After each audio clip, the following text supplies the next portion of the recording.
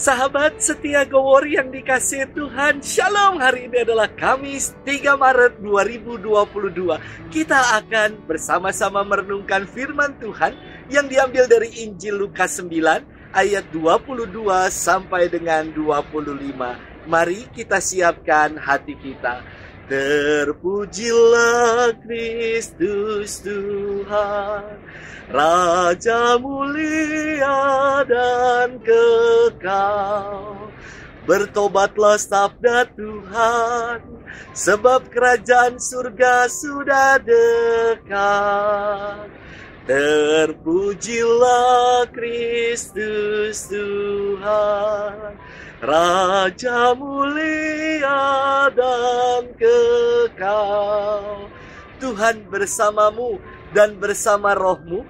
Inilah Injil suci menurut Lukas. Dimuliakanlah Tuhan. Sekali peristiwa, Yesus berkata kepada murid-muridnya bahwa anak manusia harus menanggung banyak penderitaan. Dia ditolak oleh tua-tua, imam-imam kepala dan ahli-ahli Taurat, lalu dibunuh, tetapi dibangkitkan pada hari ketiga. Katanya kepada mereka semua, setiap orang yang mau mengikut aku harus menyangkal dirinya, memikul salibnya setiap hari dan mengikut aku. Karena barang siapa mau menyelamatkan nyawanya, ia akan kehilangan nyawanya. Tetapi barang siapa kehilangan nyawanya karena aku, ia akan menyelamatkannya. Apa gunanya seorang memperoleh seluruh dunia, tetapi ia membinasakan atau merugikan dirinya sendiri? Demikianlah sabda Tuhan. Terpujilah Kristus. Sahabat setia Gowori yang dikasihi Tuhan, Shalom. Beberapa waktu lalu saya nonton podcast Daniel Mananta yang berisi tentang sharing bersama dengan istrinya. Istrinya adalah seorang berkebangsaan Jerman bernama Maria Viola. Dalam salah satu sharingnya, Maria berkisah tentang pergulatan hidup imannya. Baginya, yang adalah seorang Jerman yang sangat rasional, hidup beriman adalah omong kosong. Ia merasa orang-orang beriman yang baik itu hanya hipokrit, munafik, fake atau palsu baginya. Sampai suatu hari ketika diajak Daniel untuk ke gereja, ia tiba-tiba secara emosional menangis dan merasakan kebaikan Tuhan dalam hidupnya.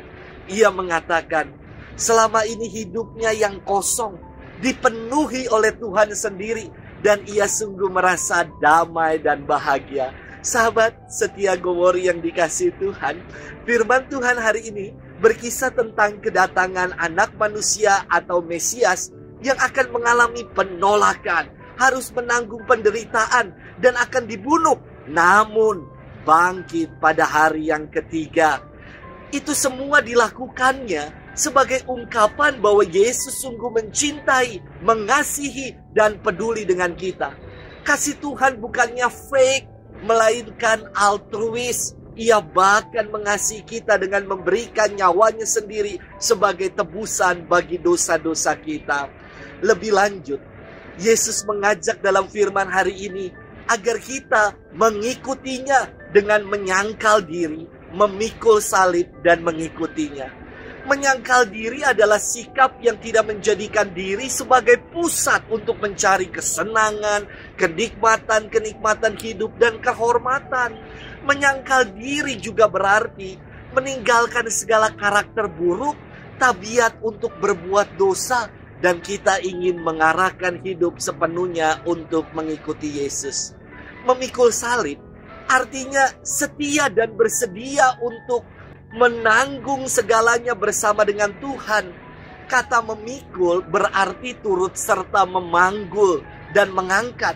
Memikul salib artinya kita menghadapi semuanya bersama dengan Tuhan yang senantiasa mengaruniakan yang terbaik, yang baik, yang indah untuk kita yang percaya. Dan kita diundang untuk mengikuti Tuhan. Mengikuti Tuhan adalah kesediaan kita untuk berjalan dalam tuntunan kasih-Nya. Sahabat setia Gowori yang dikasihi Tuhan, begitu besar kasih Tuhan kepada kita. Walaupun kita kerap meninggalkannya, walaupun kita kerap mengacukannya, kita kadang mengkhianatinya, namun kasih-Nya senantiasa tercurah bagi kita. Bagi saudara-saudari sekalian yang mengalami kekosongan dalam hidup, terasa hidup ini samar-samar arahnya, berjalan di tempat dengan segala rutinitas yang membosankan, datanglah kepada Yesus. Ia akan mengisi kekosongan hidup kita.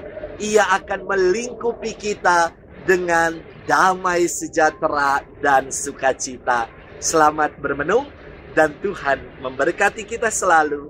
Dalam nama Bapa dan Putra dan Roh Kudus. Amin.